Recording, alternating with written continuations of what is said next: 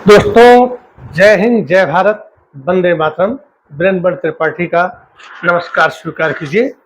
मैंने पहले वीडियो अभी विश्व पितामह पर बनाया था, जिनको इच्छा मृत्यु वरदान थी, तो आप उसको देखिएगा। समय लंबा हो जाएगा बताऊं तो मेरे दिमाग में आया कि मैं क्यों न एक ऐसा वीडियो बनाऊं जिसमें बूढ़ी माता को भी फायदा हो, पिता को भी फायदा हो, हम सबको फायदा हो, और उसके बाद जो बहुएं हैं, जो बेटियां हैं, वो भी देखें, इसका लाभ उठाएं और अपने जीवन को स्वस्थ बनाएं। टॉपिक है, हम बीमार क्यों पड़ते हैं। पहला कारण है वातावरण, इन्वायरमेंट। देखिए, जब हम लोग छोटे थे तो उस समय, अभी हम हाईवे की बात कर रहे हैं, सड़कों की बात कर रहे हैं, उस समय मतलब हाईवे जो थे या रोडें थी, वो किस कंडीशन में थी और आज किस कंडीशन में है, इसको फोटो के माध्यम से मैं डाल रहा हूं। आज जो सड़कें बनी हैं, बड़ी सुंदर बनी है, खूब चौड़ी बनी है, डीजल बचेगा, समय बचेगा, लेकिन उन सड़कों के किनारे छायादार पेड़ नहीं है।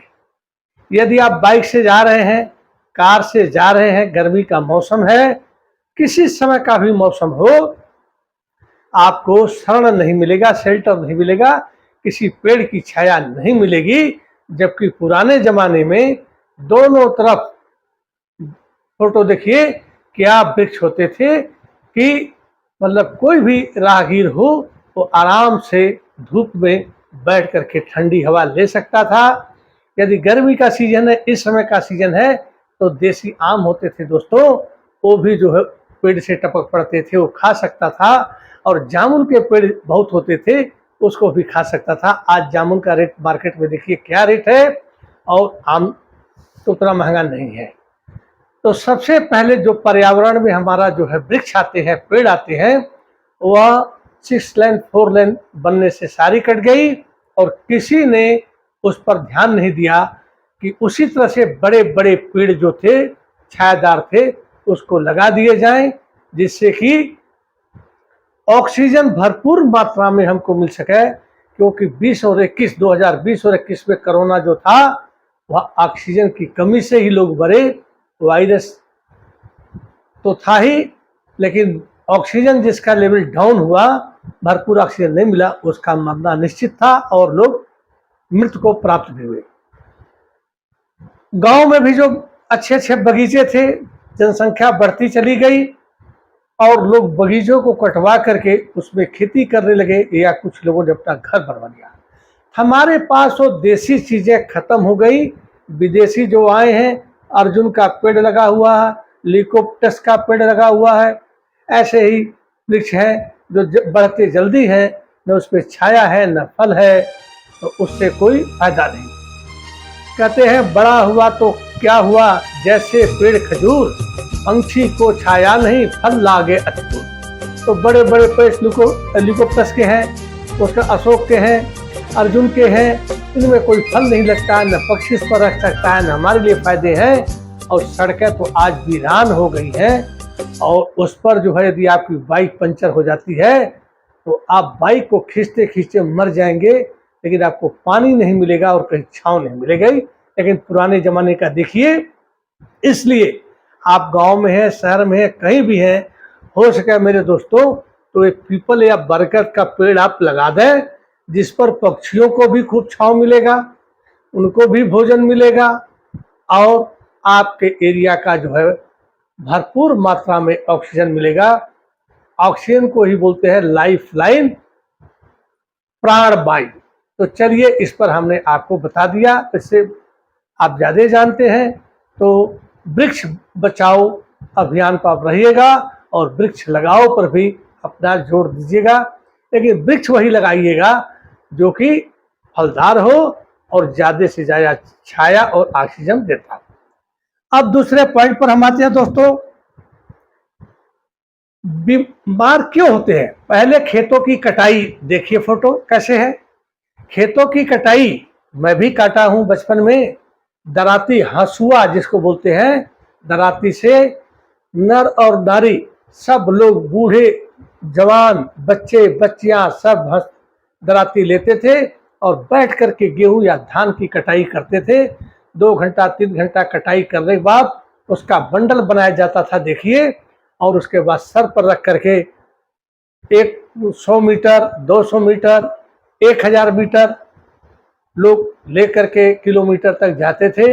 एक खलिहान होता था, वहां रख देते थे। और उसमें क्या होता था कि जो आज लोग कहते हैं, मैं मॉर्निंग वॉक पर गया था, मैं भी जा रहा हूँ इससे उम्र में, मॉर्निंग वॉक पर जा रहा हूँ। बहुत बड़े शहर में नहीं हूँ, गोरखपुर शहर में हूँ और उससे थोड़ा आउटसाइड में हूँ। तो मॉर्निंग वॉक जाता हूँ तो 1 से 1.5 घंटा टहलता हूँ। तो मैं अपनी फैमिली से बोलता हूँ मैं 1.5 घंटा टहला हूँ, उसके बाद फिर कोई काम नहीं। मैंने आपको बताया था मैं एक टीचर था चौरी चौरा में। और उस समय क्या था कि खेतों की दूरी, मेरे खेत की दूरी जो गांव में है वह 1.25 किलोमीटर की दूरी थी, 1 किलोमीटर होगा। मजदूर के साथ जाते थे, मजदूर काटते थे, हम भी थोड़ा सा दराती ले लेते थे, काट देते थे।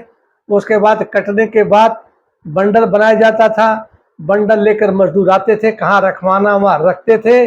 और उसके बाद जो है पैदल जाना, पैदल आना। उस समय तो घंटा गिनने का कोई मतलब नहीं था और कितने कदम चले उसका कोई मतलब, चलते रहो, भोजन करते रहो। तो इतनी एक्सरसाइज होने से हम बीमार नहीं पड़ते थे। पर आज के जमाना में कंबाइन और ट्रैक्टर आ गया है, मालिक खेत के पास खड़ा है, ट्रॉली गई हुई है, कंबाइन काट रहा है, गेहूं उसमें डाल दे रहा है और उसके बाद घर आ जा रहा है। तो इसमें कोई फिजिकल एक्टिविटी नहीं हो रही है। क्योंकि यह मैं सबको बता रहा हूं, लेडीज हो, जेंट्स हो, बच्ची हो, बच्चे हो, यदि आप अपने फिजिकल एक्सरसाइज, अपने हाथ पैरों को, ये जो किहुनियां बनी हुई है, यहाँ से फोल्ड है, घुटने फोल्ड है, इसीलिए फोल्ड दिया भगवान ने कि इससे कुछ करें। इसको रेस्ट नहीं देना है। जितना लोगों ने रेस्ट दिया है उतना ही अर्थराइटिस से, घुटने के दर्द से, किहुनियों के दर्द से, शोल्डर के दर्द से परेशान हुए हैं। तो पहले जमाने की कटाई का फोटो देखिए और इस जमाने का कटाई का देखिए, तो हमारे शरीर मतलब बीमारी की तरफ बढ़ रहे हैं। अब तीसरा चीज मैं आपको बताता हूं, खेतों की जुताई। पॉइंट वाइज इसलिए देख रहा हूं, किताब में लिख लिया हमने। खेतों की जुताई पहले क्या होता था, बैलों से होती थी। आप लोग सब जानते हैं, हर लोग जानते हैं, बूढ़ा जवान सब। तो हल जो होता था उसकी जो है चौड़ाई जो है 6 इंच या 9 इंच होती थी। वो जमीन में चलता था, वीडियो में देखिए, जमीन में फाड़ता था और उसी के बल से, फिर उसी के बल पर एक किसान, एक हल चलाने वाला कितना किलोमीटर वह खेत में चल लेता था। यदि जाड़े का समय था, गेहूं की बुआई थी, जाड़ा तो नहीं पड़ता था पूरा, लेकिन मौसम थोड़ा थोड़ा ठंडा हो जाता था, तो वह खेत में चला जाता था। यदि भोर में 4 बजे के करीब, 4 बजे तो चला जाता था और 10 बजे आता था, तो 6 घंटे में वह 3.5 घंटे चलता रहता था। अब सोचिए 3.5 घंटे में एक हाथ से हल को पकड़ा है, एक हाथ से जानवरों की रस्सी पकड़ा है, उसमें डंडा भी पकड़ा है, बोल भी रहा है, हाथ को ऐसे हिला भी रहा है। तो कितना एक्सरसाइज करता था। तो उससे क्या है कि जो आज लोग प्लास्टिक के पैड पर एक्यूप्रेशर पंचर पर जो है एक्यूप्रेशर प्रेशर पर चलते हैं, वह मिट्टियों के ढेलों में वो चलता था, उसको कोई बीमारी नहीं होती थी, न शुगर होता था, न ब्लड प्रेशर होता था, न पेट फूलता था, तो वह पूरा स्वस्थ रहता था। पर आज की कटाई ट्रैक्टर हो गया है, एक भाई साहब बैठे हैं, उसको चला रहे हैं, देखिए, और मालिक उसके पीछे है, वह या खड़ा है कहीं, और उसमें कोई एक्सरसाइज नहीं है। उसी तरह से जब गेहूं की बुआई होती थी, हमने सब जमाना देखा है, एक डिविलर सिस्टम होता था, ठप्पा मारते थे, छेद होता था, उसमें दाने दाने डालते थे, हल चलता था, पीछे से गेहूं गिराते रहते थे, उसको धारी वाली बोलते थे, और एक ऐसे करके खेतों में छिड़क देते थे, उसको छिटकुआ बोलते थे। तो उसमें भी चलना पड़ता था, खाद भी डालना पड़ता था। तो कहने मतलब है कि जो जुताई और बुआई होती थी उसमें हमें शारीरिक श्रम करना पड़ता था और कोई थकता नहीं था, क्योंकि एक प्रकार से वह खेल था, तो बीमार नहीं पड़ते थे। पर ट्रैक्टर जब से आधुनिकता की तरफ हम बढ़ रहे हैं, हम बीमार ही बीमार पड़ते जाते हैं। और एशिया में हमारा भारत वर्ष है, वह जो है शुगर में नंबर 1 पर है। मैंने शुगर पर भी वीडियो बनाया है, और आप चाहे तो देख सकते हैं। और आपको शुगर है तो 100% आप मुक्ति पा सकते हैं। उसके बाद कटाई का हमने बता दिया। अब जो है, जो हम खाना खा रहे हैं, आधुनिक जो खाना हमारे किचन में जिसको बोलते हैं बनता है, अब पुराने जमाने में जो बनता था, उन दोनों में जमीन आसमान का अंतर है। आज देखिए, गैस चूल्हे पर एल्युमिनियम का बर्तन, कुकर जो है रख दिया जाता है। गैस से जो फ्लेम निकलती है वह उसके पेदी में ही जाती है, पानी को गर्म करती है, चावल या दाल उसमें डाला रहता है और वह स्टीम बनाता है। और इतना प्रेशर रहता है कि स्टीम से चावल, दाल, यहाँ तक कि मीट जो है, चिकन और मटन भी गल जाते हैं, लेकिन वो बन जाते हैं, पकते नहीं हैं। अब देखिए, हमारा पुराना पैटर्न्स, जो चूल्हा, मिट्टी का चूल्हा होता था, उसमें लकड़ी लगाते थे।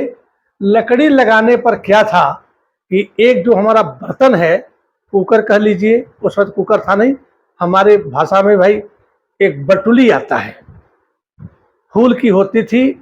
उसके अंदर हमारी माँ चावल डाल देती थी। चूल्हे में दो, मतलब बर्नर, जैसे दो चूल्हे का बर्नर होता, उसी तरह से मिट्टी का जो है चूल्हा होता था, उसमें दो बड़े बड़े छेद होते थे। उस पर एक तरफ दाल, एक तरफ चावल रख देती थी और लकड़ी लगाती थी। तो लकड़ी उधर से किनारे से निकलते थे और उस बर्तन पर जिसमें चावल और दाल रखा है, पेदी में तो लगता ही था, लेकिन उसके साइडों में भी उसके जो है आग लगते थे। तो चावल जो है बन जाना और पक जाना, तो उसमें होता था चावल पक गया है। कुछ नीचे से गर्म करता था, कुछ साइड से करता था, उसमें चावल पक जाता था।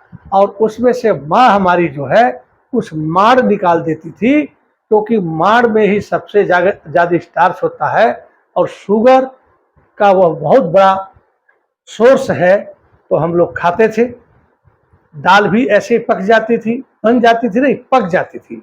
और आजकल प्रेशर कुकर में दाल जो है बन जाती है, चावल बन जाता है, और इसी तरह से सब्जी, और उसी तरह से रोटियां, जो मोटी रोटी होती थी, थोड़ी तावे पर उसको थोड़ा सा गर्म कर लिया, फिर चूल्हे के अंदर डाल दिया जाता था। और उसमें जो है एक मिट्टी का चूल्हा, जिसको तंदूर रोटी की आज आप कहते बन रहा है, तो हमारी जो रोटी थी वह उसी तरह से बन करके बड़ी स्वादिष्ट होती थी और हम लोग खाते थे, हम बीमार नहीं पड़ते थे। तो हमारी आधुनिकता ने हमारे पीछे की चीजें छीन करके बीमारियां हमारे तरफ बिना मांगे, बिना बुलाए हमको दे दिया आधुनिकता में। इसलिए कहते हैं ओल्ड इज गोल्ड। जब तक पिताजी रहते हैं, माताजी रहती हैं, हम कहीं भी बाहर कमा सकते हैं, अपने बीवी बच्चों को उनको संरक्षण में रख देते हैं। लेकिन जब हमारे माता पिताजी हमारे बीच में नहीं रहते हैं, तो हमारी जिम्मेदारियां बहुत बढ़ जाती हैं और फिर हम थोड़ा उम्रदार भी हो जाते हैं, तो ठीक से घर का संचालन नहीं हो पाता है। लेकिन जब तक माता पिताजी रहते हैं, उसी तरह से हमारी जो पुरानी टेक्नोलॉजी थी, वो हमारे माता और पिता की तरह से हमारी सेवा करती थी, क्योंकि हम उस पर निर्भर थे। और उस हिसाब से उस पर जो बर्तन रखे जाते थे, खराब न हो जाए, काले न हो जाए, धुआं न हो जाए, तो उसमें मिट्टी का लेप लगा दिया जाता था। और मिट्टी लगाने के बाद जब हम उसको दोबारा खाना बनाने के लिए तैयार करते थे, तो उसको खूब रगड़ रगड़ करके उसको साफ करते थे। उसमें भी हमारे हाथों की एक्सरसाइज होती थी। कहते हैं बैठे रहो तो एक्सरसाइज, चलते रहो तो एक्सरसाइज। मतलब जो ज्वाइंट हमें दिया, हाथ पैर दिया है, उसका हम भरपूर इस्तेमाल करते थे। पर आज के ज़माने में हम इस्तेमाल नहीं कर रहे हैं, जिसके वजह से हम बीमार पड़ते हैं। जानवरों में देखिए, यदि जानवर खड़ा है उसको कुछ नहीं मिलेगा, यदि 2 कदम चला, वहाँ पर घास है, तो 2 कदम चलने पर उसको थोड़ा सी घास मिलेगी, फिर 2 कदम चलेगा, फिर 2 कदम चलेगा, ऐसे चलता रहता है। और उसको जो है भोजन मिलता रहता है, तो वो बीमार नहीं पड़ता है। हम तो जो है एक बार ड्यूटी करते हैं, उधर उधर का खा लेते हैं, शाम को खाते हैं, खाना खाकर बिस्तर पर लेट जाते हैं। एक्टिविटी हमारी जो है बहुत ही कम होती है। जितना क्यों भगवान हमको कार नहीं दिया, साइकिल नहीं दिया, मोटरसाइकिल नहीं दिया, तो जब सब दिया ही नहीं तो हमने पैदा किया है। तो यदि आराम कर लेंगे तो हमारा जीवन हराम हो जाएगा। यदि जीवन में मेहनत कर लेंगे तो आराम नहीं मिलेगा। और रात तो बना यार आराम करने के लिए, जितना बढ़िया हम काम करके थके रहेंगे उतना ही बढ़िया जो हमारी बैटरी चार्ज होगी। तो हमने एक खाने का आपको बताया।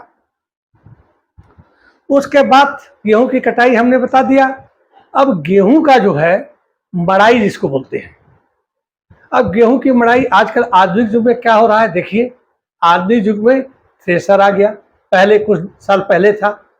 अब कंपाइन मशीन आ गया, तो कंपाइन मशीन कटाई और मड़ाई दोनों कर दे रहा है, आप सब लोग जानते हैं। और जब थ्रेसर सिस्टम था तो लोग हाथों से काट करके खलिहान में लाते थे और थ्रेसर में लगाते थे। दो प्रकार के थ्रेसर हुआ करते थे। हमारे समय हमने दोनों देखा है। एक थ्रेसर होता था जिसमें जो है अनाज भी साथ गिरता था और उसका जो है भूसा भी साथ गिरता था। बाद में थ्रेसर आया कि अनाज एक जगह गिर रहा है और भूसा दूर जा रहा है, जैसे गोविंद थ्रेसर आ गया है। और उससे भी तगड़ी टेक्नोलॉजी आ गई है कंपाइन मशीन। तो हमें कुछ नहीं करना पड़ता था। पहले क्या था, और उससे भी पहले एक सिस्टम था कि गेहूं के डंठल को खलिहान में से फैला दिया जाता था। वीडियो देखिए, उसमें 4 बैल 6 बैल लगा करके और उसी पर उसको घुमाया जाता था। बैल घूमता था, उसके खुर से गेहूं के डंठल टूटते थे, जो बालियों पर पैर पड़ता था, बालियों से गेहूं निकल जाता था। और उसके बाद पलट पलट करके, जो आप लोग पुराने लोग हैं वो जानते हैं, और गेहूं हो जाता था। बाद में वो भूसे में भी कन्वर्ट हो जाता था। उसका भूसा भी इतना बढ़िया होता था, बड़ा होता था। तो उसमें क्या था कि हर टुकड़े पर बैलों का पैर लगा रहता था, वहां से दब दब करके वो साफ नरम हो गया था। लेकिन आजकल का जो भूसा होता है वो कड़ा होता है, जब तक 1-2 घंटा नहीं भीग जाता तो जानवर के मुंह में गड़ता है। तो वो भूसा और आज के भूसे में भी डिफरेंस है। तो जानवर भी उसको बड़े प्रेम से खाते थे। तो गेहूं की मड़ाई आप देखिए, पुराने जमाने की और आधुनिक जमाने की। उसके बाद बड़ी मजेदार चीज है, आधुनिक सिंचाई और पुरानी सिंचाई। आधुनिक सिंचाई में क्या है, अब तो सोलर सिस्टम आ गया है, एक पंपिंग सेट हो रहा है, रख दिए सोलर से लगा दिए, सिंचाई हो जा रही है। कहीं ड्रिप वाली सिंचाई हो रही है, लेकिन हमारे यहाँ अभी यूपी में गोरखपुर जिले में नहीं होती है। हम लोग पंपिंग सेट खींच करके अपने खेतों के पास ले जाते थे, वहाँ बोर हुआ रहता था, पाइप डाल देते थे, हैंडल मारते थे, ठक ठक ठक स्टार्ट, और नालियां बनी रहती थी और खेतों में जाकर पानी चला जाता था। अब थोड़ी सी टेक्नोलॉजी बची कि अब पंपिंग सेट का जहाँ से पानी निकल रहा है उसी में पाइप लगा दिए और सीधे उस पाइप को खेत में गिरा दिए। पहले क्या था, नाली पकड़ के जाता था तो नाली कहीं कहीं से फूट जाती थी, पानी बहने लगता था, तो फावड़ा कंधे पर ले करके नालियों का निरीक्षण करना पड़ता था, जिससे कि पैर चलते रहते थे। कहने मतलब है कि हम एक जगह खड़े नहीं रहते थे। और जहाँ टूट जाता था वहाँ फावड़े से मिट्टी लेकर के बांध दिया जाता था। लेकिन जब ये पाइप चल गया तो अब पाइप सीधे खेत में जा रहा है, तो नाली टूटने का कोई मतलब नहीं है। यहाँ से पाइप लगा दिया, खेत में गिरा, सिंचाई हो रही है। बस थोड़ा सा मेहनत क्या कि हमने हैंडल मार दिया, अब पानी निकलना शुरू हो गया। और अब जो है हैंडल मारने का भी सिस्टम खत्म हो गया, सेल्फ हो गया, सोलर सिस्टम आ गया। लेकिन पहले के जमाने में मैंने देखा है दोस्तों, 65 से तो मैं देख रहा हूँ, 60 की पैदाइश है, लेकिन 65 से तो थोड़ा थोड़ा याद आ रहा है। एक सिंचाई होती थी ढेकुल, फोटो देखिए, कच्चा कुआं हो पक्का कुआं हो, उसके किनारे एक लकड़ी जो है ऐसे मतलब कट में जो है ऐसे कर दिया जाता था, उसमें छेद कर लकड़ी लगा दिया जाता था, एक बड़ा सा बांस का डंडा लग जाता था। उस बांस के डंडे के पीछे आप देखिएगा उसमें कुछ ईंटें बांध करके मिट्टी लगा करके पीछे साइड में जैसे रेलवे का फाटक उठाते हैं गिराते हैं उसके सिस्टम से, तो उसमें कर करके आगे एक मोटे से रस्से में और एक डब्बा होता है जिसको कूड़ बोलते हैं, उसको लगा देते थे और कुएं पर एक पटरा रख करके और उसको ऐसे ऐसे करके नीचे जो है डुबोते थे, फिर निकालते थे, फिर पानी को आगे गिराते थे और नालियों से जाता था। तो सोचिए हाथों की कितनी एक्सरसाइज होती थी, कमर की एक्सरसाइज होती थी, शोल्डर की एक्सरसाइज होती थी, और ताज़ा पानी कुआं हमेशा चलता रहता था, तो जमीन का जो है फ्रेश पानी हमको पीने के लिए मिल पाता था और खेतों में जाता था। अब पंपिंग सेट की सिंचाई और इस कुंड वाली सिंचाई में एक अंतर क्या था कि पंपिंग सेट में तो पाइप डाल दिए चाहे नाली डाल दिया और पूरे खेतों को वह एक तरफ से सिंचता हुआ चला जाता था, खेत में पूरा पानी भर जाता था। लेकिन कुंड रहट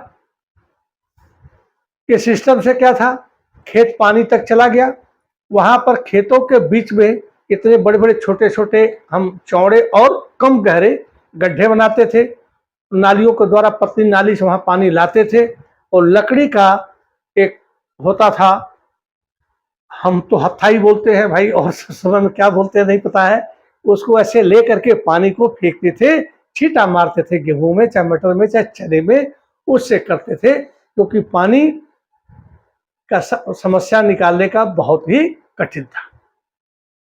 कुछ लोग गांव में जो तालाब होते थे तो उस तालाब में नाली, गहरी नाली बनाते हुए एकदम एंड तक तालाब के किनारे तक लाते थे, और यही कुंड वाला सिस्टम जो मैं आपको दिखा रहा हूं उसको करके जो है वो सिंचाई करते थे। कुछ लोग कच्चा कुआं खोदते थे, कहने मतलब है कि आप फोटो में देख लीजिएगा समझ जाएंगे, लेकिन आज पंपिंग सेट है।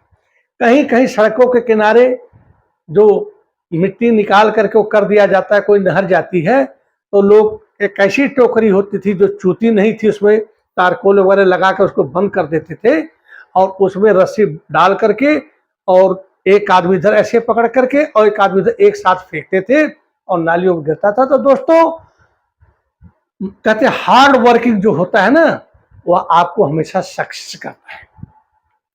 तो उनके बाजुओं में मांस तो नहीं था, तोंद नहीं था, पेट नहीं निकला था, लेकिन उनके पैरों में, उनके हाथों में वो शक्ति थी कि बीमारी, इम्यूनिटी पावर जिसको डॉक्टर कहता है आपका इम्यूनिटी पावर नहीं है, उनके पास भरपूर इम्यूनिटी पावर थी।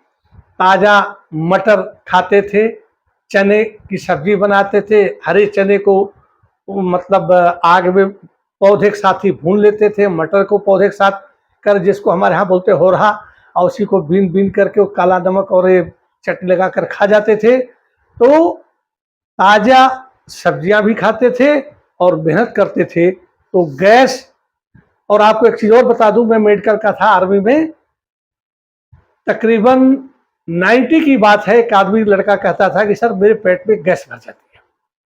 मैं कहता यार गैस कहाँ से भरेगी, खाना खा लिया पेट होगा, नाक से सांस गया फेफड़े में, मुंह से सांस गया भी फेफड़े में, पेट में गैस कैसे भरेगी।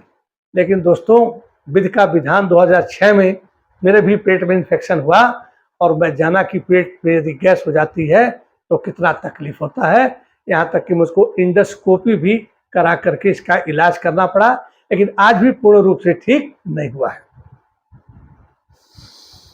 अब खेतों की गुड़ाई, जिनके पास थोड़े खेत होते थे या कुछ ऐसे ही आलू बोना है तो एक फावड़ा देखिए, फावड़े से फर्स्ट क्लास खेतों की गुड़ाई होती थी, उठाइए मारिए, उठाइए मारिए, उठाइए मारिए, तो उसके बाद फिर लातों से जो उसके ढेले हैं उनको तोड़िए, डंडों से फोड़िए, और उसके बाद मतलब कहने मतलब है कि हाय रे वो दिन, जाने कहाँ गए वो दिन, जो राज कपूर ने गाया है, वो दिन चले गए।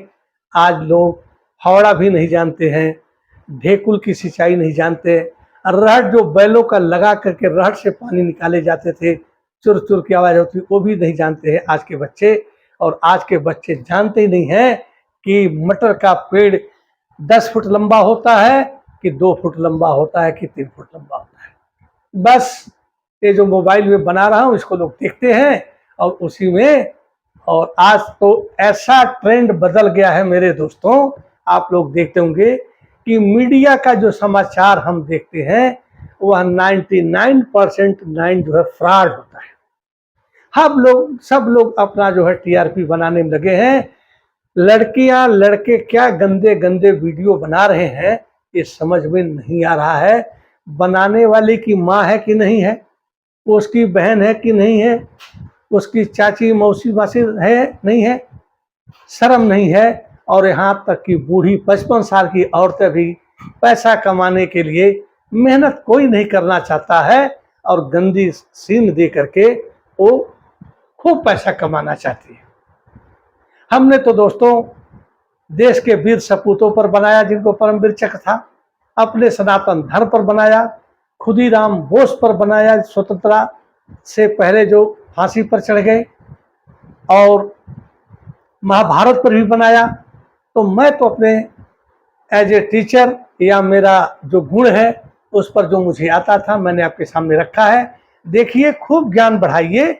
आप नौजवान हैं, किसी भी कंपटीशन में किसी को पूछा जा सकता है, मतलब कि कौन बनेगा करोड़पति, अमिताभ बच्चन ने पूछ लिया, सूटेड बूटेड खो वेल, ऐसे लग रहा था कितने पढ़े लिखे हैं। कृष्ण का जन्म कहाँ हुआ था? मथुरा में, गोकुल में, ब्रिज में, और एक अफसर भाई साहब को पता नहीं था। कहेंगे हम तो हिंदू हैं, सनातन धर्म की जय हो, और पीछे से मुर्गा मछली दनादन खींचेंगे और लैला भी पीछे लेंगे। तो कह देने से मैं सनातनी हूं, सनातन नहीं हो जाते हैं। सनातन धर्म का पालन करना पड़ता है। तो अब मैंने ये बता करके अभी अब मेरा अगला चीज है, अब जो है जब मैंने खेतों की जुताई में जानवर का उपयोग होता था तो जानवर को हम भूसा खिलाते थे, भूसा से तो उसका पेट भरेगा नहीं, कुछ चोकर देते थे। और जो जानवर है, धरती माता ने उनको इस धरती पर सब कुछ पैदा किया है। नाना प्रकार की घास, जैसे हम लोग नाना प्रकार का भोजन करते हैं, चावल दाल रोटी सब्जी, सब्जियों में नाना प्रकार की वैरायटी, दालों में भी नाना प्रकार की वैरायटी, चावल में भी नाना प्रकार की वैरायटी, गेहूं भी नाना प्रकार की वैरायटी, और फ्रूटों में नाना प्रकार का केला जामुन अमरूद सेब पपीता जैसे खाते हैं। कि पृथ्वी माता इस नेचर ने सोचा कि मेरे बच्चे बीमार न पड़े, और उन्होंने खूब भरपूर फल फ्रूट और हमारे लिए गेहूं चावल दाल की अलग अलग वैरायटियां दी है, जिससे हम तंदुरुस्त रहें और 100 साल की उम्र लें। तुलसी और कबीर का देखिए कि कितने साल इनकी उम्र हो गई। और एक चीज और बताना चाहता हूं कि मैं खुद एक मास्टर होते हुए मैं ताज्जुब करता हूं दोस्तों कि तुलसीदास ने रामचरित की मानस की रचना 78 साल के उम्र में शुरू की। यहाँ तो लोग 70 और 75 होते ही कहते हैं कि भैया अब मुझे तो मेमोरी ही खत्म हो गई। मेमोरी तो खत्म हो ही जाएगी जब आप पड़ोसी के बारे में ज्यादा सोचेंगे, उसका बिगाड़ने के बारे में सोचेंगे। तो जब लोगों को बिगाड़ने के बारे में सोचेंगे तो उसमें मेमोरी ज्यादा खर्च होती है। कैसे घर में उसके झगड़ा लगा दें, कितना सोचना पड़ेगा। लेकिन पड़ोसी खुश, हम भी खुश, इतना करके घर में बैठ जाओ, अपने काम पर चल जाओ, कोई प्रॉब्लम नहीं। लेकिन पड़ोसी कैसे खा रहा है। अभी एक छोटा सा आपको प्रकरण बता दूं पड़ोसी के बारे में। एक भाई साहब थे, पड़ोसी से बहुत जलते थे। किसी ने कहा तपस्या करो तुम्हारा दिन ठीक हो जाएगा। भाई साहब ने खूब तपस्या की भोलेनाथ की, भोलेनाथ प्रसन्न हो गए। अब भोलेनाथ बोले कि भाई मैं प्रसन्न हो गया, तब बोलो क्या मांगते हो। तो इनको कहना था कि मैं पड़ोसी से दूना रहूं, मतलब उसका मैं डबल रहूं। गलती से जो कुंभकर्ण को इंद्रासन मांगना चाहिए था और उसने मांग क्या लिया, निंद्रासन, नींद मांग दिया इंद्र की जगह पर। तो उनका भी जो है बुद्धि भ्रष्ट हो गया उस समय पर। तो वे कहते हैं कि पड़ोसी मुझसे दूना हो जाए। भोलेनाथ ने कहा एवं मस्तु कह करके अंतर्ध्यान हो गए। अब जब भोलेनाथ अंतर्ध्यान हो गए तो कहा कि हे प्रभु, गांव में लोग क्या कहते हैं, मेरे दरवाजे पर एक जोड़ी मतलब सुंदर बैल हो जाए जो कि कहीं न किसी के पास हो। शाम को कहा, शाम को उसके बाद बहुत सुंदर बैल हो गया। लेकिन पड़ोसी के दरवाजे पर 2 जोड़ी बैल हो गया। लोगों को बुलाया, आई देखिए भाई साहब मैं कल गया था, ये बैल खरीद कर कैसा हूं। और पड़ोसी के लोग पड़ोसी भी बोले यार तुम्हारे पास तो एक जोड़ी है ना, पड़ोसी के पास तो 2 जोड़ी बैल है, देख कितना सुंदर है। एक चुपके से कहीं से जाकर देखा तो बोला रे बाप रे बाप, पड़ोसी तो मुझसे दुगना हो गया। फिर कहता है हे प्रभु, मेरे रातों रात दरवाजे पर एक अच्छा हाथी हो जाए। भगवान का क्या था, हाथी हो गया। सुबह सबको देखा कि मैं हाथी खरीद के लाया हूं। लोग बोले अरे तुम्हारा पड़ोसी तो 2 हाथी खरीद के लाया है। देखा तो 2 हाथी। मतलब जो मांगे अपने के लिए पड़ोसी डबल हो जाए। अब देखिए उल्टी खोपड़ी मानव की क्या होती है। उसने कहा रात को कि हे प्रभु, मेरे दरवाजे पर जैसे मैं बाहर निकलता हूं एक कुआं हो जाए।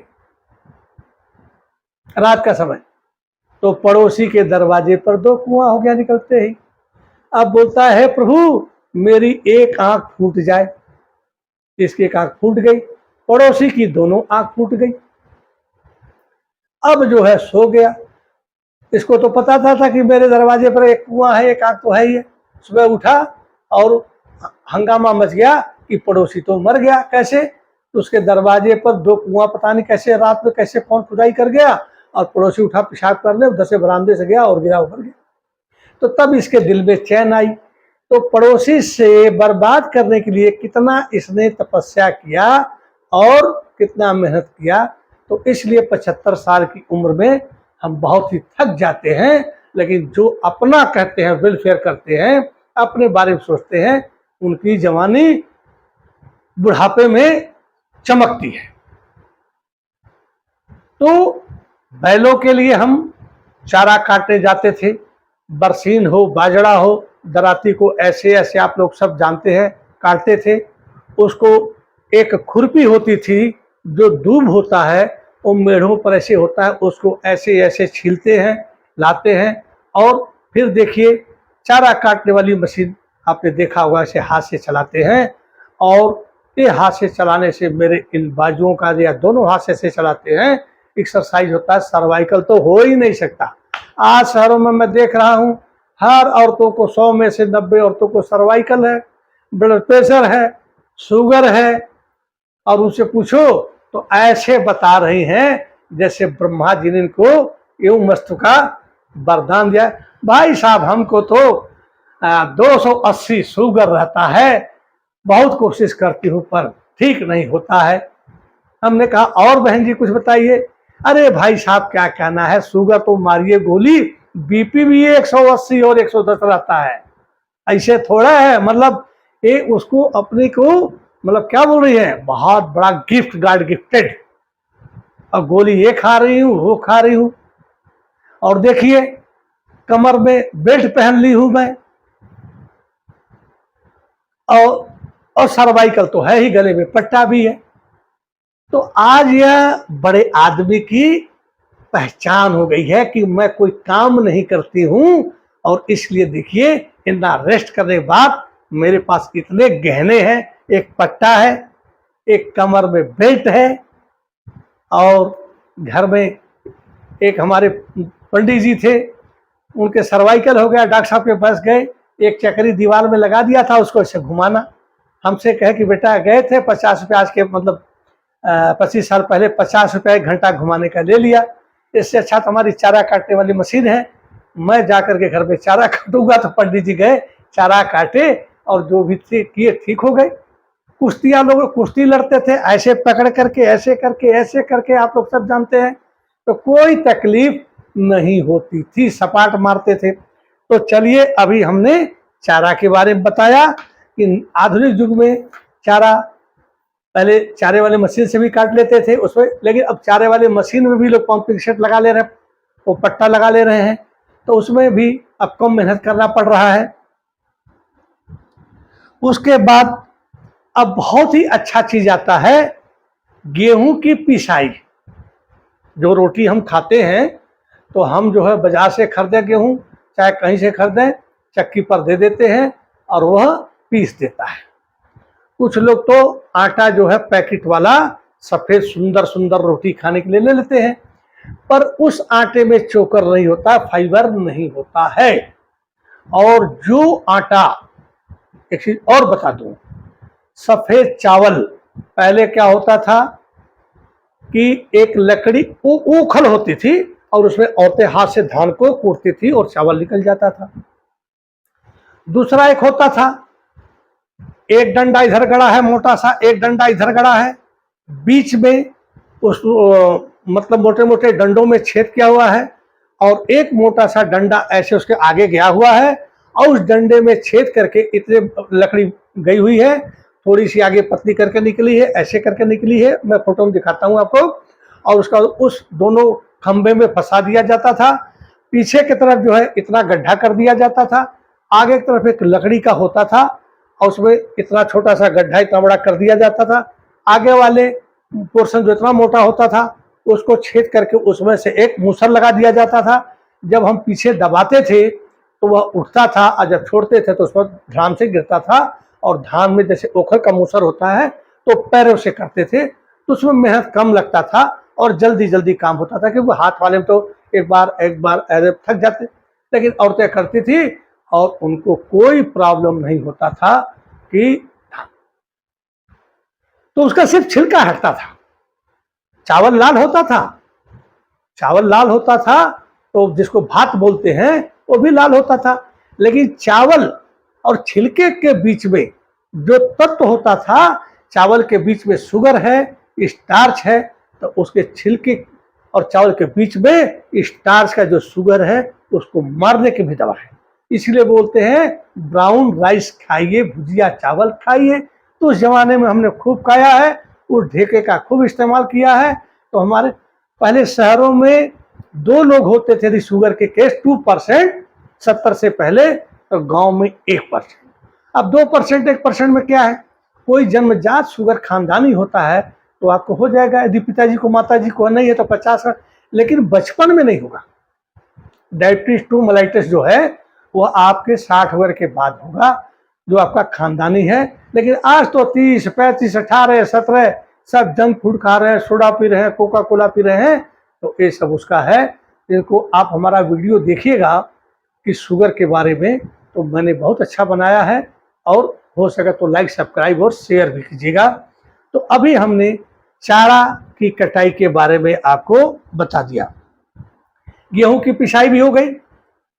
तो गेहूं की पिसाई में हमारी दादी, हमारी माँ, उसमें बहुत दूर दूर तक चक्कियां होती थी, पीसने वाली होती थी। बहुत इतना टेक्नोलॉजी नहीं था, लाइन ही नहीं था, बिजली नहीं था।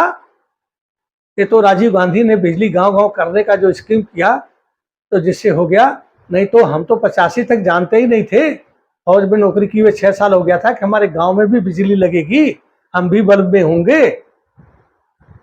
तो चक्कियां दूर होती थी, तो देखिए उसका मैं फोटो आपको डाल रहा हूं। उसमें ऊपर से गेहूं डालते थे, औरतें पैर फैला करके और ऐसे ऐसे ऐसे उसको पीसती थी। कितनी बार एक्सरसाइज करती थी, डॉक्टर कहता ऐसे ऐसे करो सर्वाइकल तुम्हारा ठीक हो जाएगा। और हमारी माँ और दादी ऐसे ऐसे करती थी, फिर इस हाथ से करती थी, तो सर्वाइकल बाबा जी का टल्लू कहाँ आएगा। सुबह उठती थी 4 बजे दिशा मैदान हो करके, उसके बाद हर घरों में जाता बोलते हैं, घर घर घर घर चलता था और भजन गाना गाती थी औरतें, और हर घर में चलता था। तो क्या रमणीक ठंडी ठंडी हवा चलती थी और सब लोग रोटी खाते थे, मस्त रहते थे, कोई परेशानी नहीं था। और आज की पिसाई क्या है, चक्की पर गए, गेहूं दे दिए, फटाफट पीस दिया, या पैकेट वाला शक्ति भोग आटा लाए और खाए, और शुगर और ब्लड प्रेशर लेकर घूम रहे हैं। मेरा तो 180 है, मेरा तो 180, मेरा तो 230 रहता है। जैसे का लड़का ब्रिटेन में पढ़ रहा हो और एक का अमेरिका में पढ़ रहा हो, ऐसे शान से बोलते। अच्छा चलिए, लंबा वीडियो हो जाएगा। चारा काटने की मशीन मैंने आपको बताई दी, और अब मैं 2 टॉपिक पर और है, वीडियो लंबा लगता हो जा रहा है। हवा लेने का तरीका। अभी मैं बैठा हूं, एक स्विच यहां पर दबाया हूं, पंखा चल रहा है। एक जमाना था, मेरी दादी मर गई, हैंड फैन जो ऐसे ऐसे घुमाते थे या ऐसे ऐसे भी चलाते थे, दोनों का फोटो देखिए। और उससे जो है मच्छरदानी लगा लेती थी दादी, उसी में चलती रहती है, और सो गई है और चल रहा है, उसको नींद आ जा रहा। झोपड़ी या खपरेल का मकान होता था, जितने जेंट्स होते थे बाहर सोते थे, धीरे धीरे गर्मी में रात ठंडी होने लगती थी और सुबह तक बड़ी गहरी नींद आती थी। लेकिन हमारी दादी जो है सूर्योदय से पहले ही हम लोग को जगा देती थी, कहती थी उठ रे उठ, सूरज की रोशनी पड़ेगी तो सर दर्द होगा। हम लोग जग जाते थे। उसके बाद दिशा मैदान 100 गज, 200 गज, 500 गज लोग जाते थे और खेतों में आराम से गाल पर हाथ रख करके और 2 नंबर पास करते थे। उसके बाद आते थे तो उसमें भी टॉयलेट जाने के लिए भी हमको 1000 कदम तो चल ही लेना पड़ता था। पर अब तो 1000 में जितने शब्द 1000 3 कदम चलिए और टॉयलेट में चले गए। तो ये हो गया हमारा जो है क्या कहते हैं, तो जो हमने वो हैंड फैन बताया है उसके बारे में। तो उसमें भी एक्सरसाइज होता था, इधर से होता था, कोई रिश्तेदार आ जाता था, पसीने पसीने में हो रहा है, लड़के छोटे होकर के फूफा जी को घुमा रहे हैं, मामा जी को घुमा रहे हैं, जीजा को घुमा रहे हैं। तो उसमें क्या है, इनका एक्सरसाइज हो रहा है, फूफा मामा जीजा प्रसन्न हो रहे हैं, बड़ा संस्कारी है, अच्छा खानदान है। तो क्या हमारा भारत, इसलिए कहता हूँ मैं सनातन धर्म पर ही और महाभारत पर ये सब मैंने वीडियो बनाया है एज ए टीचर होने के नाते। लेकिन वो जो गंदे गंदे वीडियो बना रहे हैं तो गंदे ही लोग उसको लाइक और सब्सक्राइब और शेयर कर रहे हैं। ये तो सब जानते हैं कि पैंट के नीचे सब नंगे होते हैं, लेकिन हम तो जानवर और इंसान में ही अंतर है कि क्या बोलते हैं, बैल को तो पैंट और शर्ट पहनते हुए तो देखा नहीं है और न कभी वो अपना टॉयलेट पीछे वाला धोता है। लेकिन हम लोग तो इंसान है ना, अपना ढक के रखना चाहिए ना। और अब देखिए मॉडर्न नारी और पुराने जमाने की नारी में क्या अंतर है। आज कहते हम तो भाई आजाद है, कुछ भी पहन सकते, अरे कुछ भी कर सकते हो तो इंसान ही ना। या आजाद है तो मृत्यु को भी रोक लोगी या रोक लेंगे। टॉप्स यही तक, फिर जीन्स, जींस भी ब्लास्ट जींस, ब्लास्ट होता था बम वगैरह, अब आ गया कि जींस ब्लास्ट जिम है, ब्लास्ट हो गया, मतलब जैसे उसको पटाखा रख दिया अब ब्लास्ट हो गया, बम फट गया तो उसको फाड़ करके सारा, गर्मी में भी गर्मी जा रही है, सर्दी में भी सर्दी जा रही है। लेकिन वो हम मिडिल क्लास या गरीबों से अलग दिखाना चाहते हैं। तो एक छोटी सी बात है कि एक ऑफिस के 3 कर्मचारियों ने एक ही दुकान से 3 सूटकेस खरीदा, अटैची खरीदा। तो एक ने मतलब वो बैरिक में रहते थे तो अपना रख दिया, इंस्पेक्शन आया तो बोला रे किसका है, फालतू का सामान इसको हटाओ, साहब का इंस्पेक्शन है। एक जरा ऊपर वाले का था, उसके यहाँ बैग हुआ, अरे किसका सामान है हटाओ, जो बड़े अधिकारी आ रहे थे।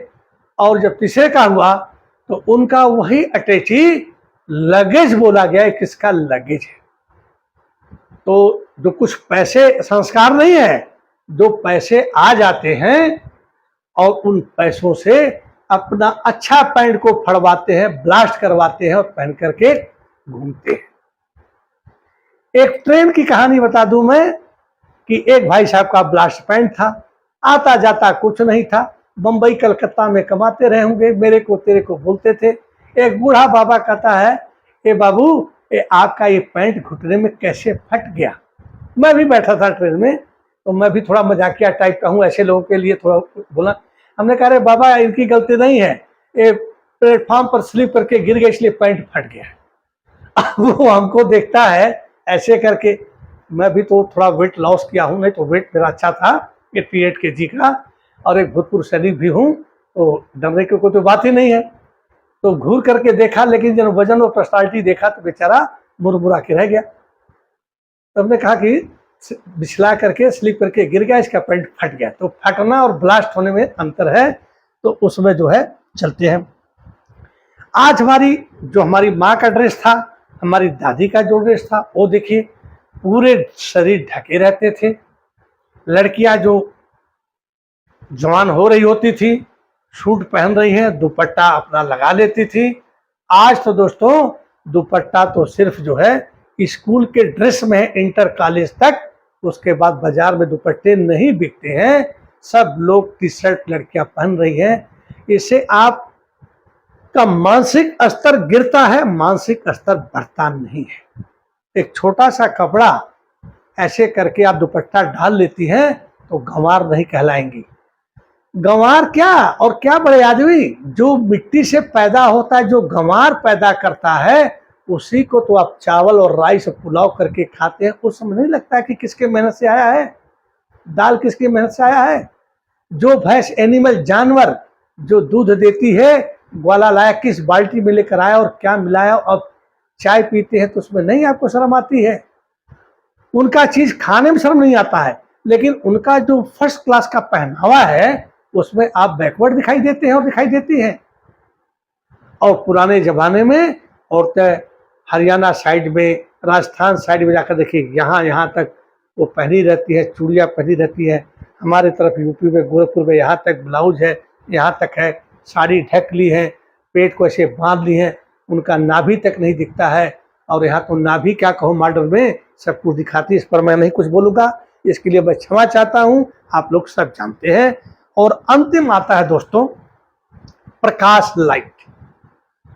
प्रकाश हमारे जमाने में कुम्हार भाई जो है, जैसे मटका बनता है ना, उसी तरह एक छोटा मटका बनाते थे, छोटा सा, इतना बड़ा, उसका मुंह छोटा, साइज छोटा, उसके ऊपर एक ढक्कन बनाते थे, ढक्कन में छेद कर देते थे, और उसमें हमारी माँ जो है पुरानी सूती साड़ी जो फट जाता था उसको फाड़ करके एक बाती बनाती थी, जैसे आजकल दीपक में रुई की बाती बनाते हैं, डाल देती थी, और उस छोटे से मटके में दीपक में मिट्टी का तेल रख दिया जाता था, और दीवार में ऐसे मिट्टी छोप करके एक गड्ढा बना करके वहाँ रख देते थे, और चूल्हे के पास लाइट पड़ती थी, माँ हमारी खाना बनाती थी, हम भी उसके साथ बैठ करके वहीं पर देखते रहते थे।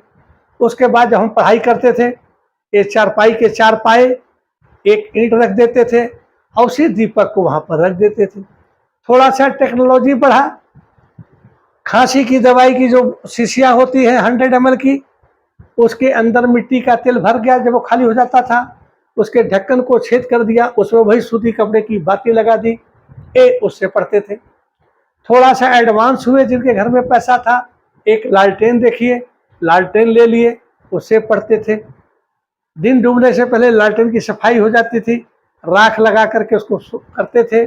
उसके बाद जो है आज फिर एक लैंप आया, लालटेन तक तो उसमें जाली के अंदर होता था कि भाई कहीं शीशा टूटे ना, लेकिन कहीं कहीं उसका थोड़ा सा लाइट में डिफरेंस आता था, जो रॉड लगे हैं पतले पतले, लेकिन लैंप आता था तो सीधे बैठा दिया, उस पर पढ़े।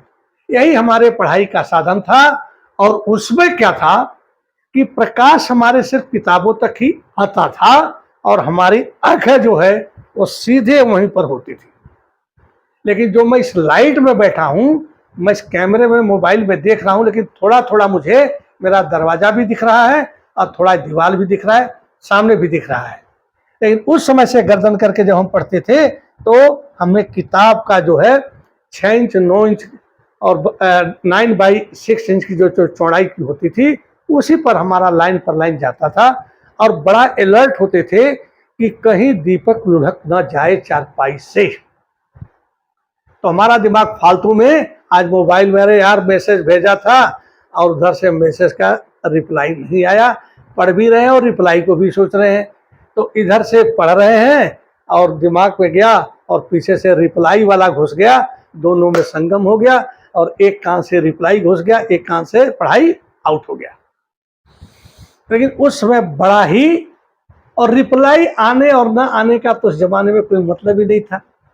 घर से न बच्चियां निकलती थी न लड़के निकलते थे, बच्चियां अपने माँ के, अपने भाभी के साथ बैठ करके कताई बुनाई सिलाई कढ़ाई ऐसे करती थी। पर्दों पर भगवान कृष्ण का फोटो, मटके का फोटो, राधे जी का फोटो, भोलेनाथ गौरी का फोटो सब बना करके, और पंखा भी बनाती थी, जब अपने ससुराल जाएंगी उसको झलेंगी और हवा देंगी। ये मेरा जो पुराना कल्चर था, हैंडपंप भी पानी निकालने वाला, घर में पानी पीना है, उसके बाद ढकर ढकर चलाइए, पानी आएगा, उसका वाशर कट गया, नीचे का वाशर कट गया, फिर लोटे से बर्तन से पानी डालिए, फिर धक्का धक धक चलाइए, फिर वो पानी पकड़ता था। यदि आपको 3 बाल्टी में नहाना है तो तीनों बाल्टी आपको पानी भरना है, उसके बाद नहाना है। आज तो टंकी में पानी चढ़ गया, मोटर ठर्र चढ़ रहा है, टोटी खोल दिया आपने, उसके बाद हर हर गंगे करके नहा रहे हैं। कोई एक्टिविटी फिजिकल नहीं है। और इसमें कुछ लोग थोड़ा बुद्धिमान हैं तो सुबह उठते हैं और चले जाते हैं मॉर्निंग वॉक के लिए, और उनसे भी थोड़ा जो बुद्धिमान है वह करके आते हैं। तो अनुलोम विलोम कपाल भारती वगैरह भी करते हैं, जिससे भागते भूत की लंगोटी काफी नई एक्सरसाइज हो रहा है। कुछ लोग आज भी घरों में बुलेट भी है, ग्लैमर भी है, सुपर स्प्लेंडर भी है, पुरानी राजदूत भी रखे हैं और साइकिल भी रखे हैं, और साइकिल चलाते हैं, मस्त रहते हैं। तो ये है हमारा पर्यावरण। यदि हम पर्यावरण को शुद्ध रखेंगे, वातावरण को शुद्ध रखेंगे, पेड़ों को लगाएंगे, हम अपनी पुरानी पद्धतियों को लागू रखेंगे, उनसे जुड़े रहेंगे। हवाई जहाज में भी उड़ने वाले को लास्ट में नीचे ही आना पड़ता है। मिट्टी ही सबका है, माटी कहे कुम्हार से, क्या रो देगा मोय, एक दिन ऐसा आएगी मैं रो दूंगी तुम। मिट्टी कहती है कुम्हार से, क्या कूट रहे हो, लातों से कचर रहे हो, उसके बाद जो है तुम हमको क्या करोगे, मेरा अस्तित्व नहीं, मेरा नाम बदला जा सकता है कि कहीं तुम दीपक बनाओगे, कहीं मटका बनाओगे, कहीं सुराही बनाओगे, कहीं नाद बनाओगे, लेकिन मैं मिट्टी ही रहूंगी। और एक दिन ये जब फूटेगा तो तब भी कहा जाएगा मिट्टी का बर्तन, मिट्टी का नाद, मिट्टी की सुराही, मिट्टी। लेकिन एक दिन ऐसा आएगा मैं रो दूंगी तो, चाहे हमारी शरीर को जला दिया जाए, चाहे दफना दिया जाए, लेकिन जब दफनाने के बाद साल भर 6 महीने के बाद जब खोदेंगे तो कुछ नहीं मिलेगा। मिट्टी बोलते हैं, मिट्टी में मिल गई। तो मिट्टी से जुड़े वाला इंसान, देखिए आप कलेक्टर, आईएएस, पीसीएस, जज कुछ भी बन जाओ, हो तो इंसान ना। आकाश और जमीन के बीच में रहते हो, खाना तुम्हें चावल ही है, रोटी है, लेना ही ऑक्सीजन है। ऑक्सीजन की कमी पड़ी तो कोरोना में लोग फटाफट मरने लगे। तो सरकार से भी मेरा एक अनुरोध है, इतनी सड़कें बना दिया आपने, लेकिन पीपल, बरगद, देसी आम, इमली का यदि पेड़ आप लगा दिए होते तो ऑक्सीजन खरीदना नहीं पड़ता कोरोना में। अब तो खरीदा जा रहा था कि ऑक्सीजन चाहिए, जो कि ये फ्री ऑफ कास्ट गवर्नमेंट ने दिया है। हमारी बदतमीजी से जो है ऑक्सीजन की कमी हो गई है। दूसरा, ये जो टेम्परेचर बढ़ रहा है, पेड़ होते थे बड़े बड़े, देखिएगा उसमें सूरज की रोशनी को जमीन पर नहीं आने देते थे। वाटर लेवल कम हो गया। एक तो हम दोहन कर रहे हैं ऊपर, जो बड़े पेड़ होते थे उनके अंदर एक गुण था कि वो मानसून को रोकते थे और झमाझम बारिश होती थी।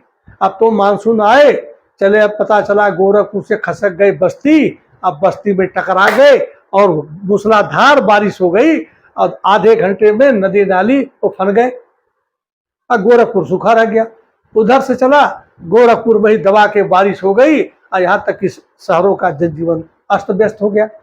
लेकिन पहले क्या होता था, हफ्तों बारिश चलती थी, रिमझिम मेघ बरसते हैं सावन के। अब रिमझिम खत्म हो गया, मूसलाधार। तो पेड़ होते हैं, क्योंकि आप देखेंगे जो ताड़ के पेड़ होते हैं बड़े बड़े, बिजली उन्हीं के ऊपर पहले गिरती थी। अब तो ताड़ के पेड़ भी नहीं है, नहीं तो लोग ताड़ी पी करके उसमें रस होता था, भले नशा होता था लेकिन उसमें मतलब मजबूती थी। महुए की रोटी में भी नशा होता था, मजबूती थी। तो वीडियो खत्म कर रहा हूं दोस्तों, बहुत बड़ा हो जाएगा, लेकिन आराम से आप देखिएगा। इनको ज्यादा लोगों को सब्सक्राइब कीजिएगा, सब्सक्राइब भी कीजिएगा, शेयर भी कीजिएगा। और अपने पुराने, कोई कितना भी सलमान खान हो जाए, शाहरुख खान हो जाए, अक्षय खन्ना हो जाए, एक दिन का चेहरा पहचान में नहीं आएगा और गल जाएंगे। जैसे आम अभी बाजारों में बड़ा सुंदर आया है और उसको रख दो 10 दिन तो एकदम गल जाएगा, या पेड़ पर ही गल जाएगा, हम भी गल जाएंगे, आप भी गल जाए। तो क्या गुमान यार। जय हिंद सर, नमस्ते सर, राम राम सर, भैया प्रणाम करते चलो। कहते हैं ज्योति सी ज्योति जगाते चलो, अब प्रेम की गंगा बहाते चलो। राह में आए जो दीन दुखी, सबको गले से लगाते चलो। जय हिंद, जय भारत, वंदे मातरम। थैंक यू दोस्तों।